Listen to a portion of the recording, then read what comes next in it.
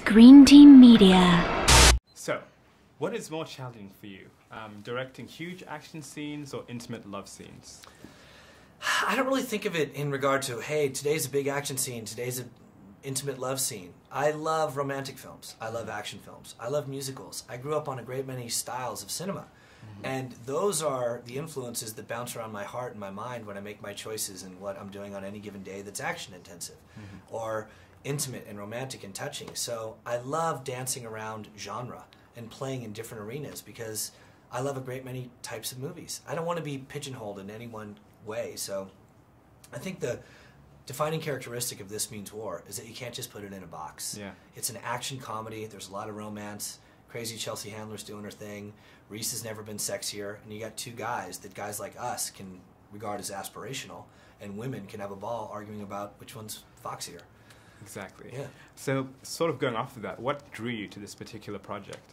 Well, Reese was involved in the project prior to my getting involved, and I also love the world of James Bond, Ethan Hunt, Jason Bourne. And what happens when you have two guys that are best friends, travel the world together, never choose the same woman until Reese, and then they turn on their spy skill set upon each other, and they respect one another tremendously, but they would never acquiesce to the other. Yeah. So it's who wins that war? I mean, I always envisioned it as if Will Smith and Tom Cruise were sitting on a couch. Does Will Smith respect Tom Cruise? Absolutely. Does Tom Cruise respect Will Smith? Completely. Would one ever bow down to the other? Never in a million years. So who wins that effort to get the girl, fist fight, you know, race to the moon? Whatever the competition may be, you have two extremely competitive guys going for it all the way. That's great. And this sort of leads into my next question perfectly. If you were in Reese's shoes and you had that scenario, which person would you choose? Without reservation, I would choose Chelsea Handler. You know? Because I like being emasculated with great regularity, and boy, does she know how to do it. Yeah.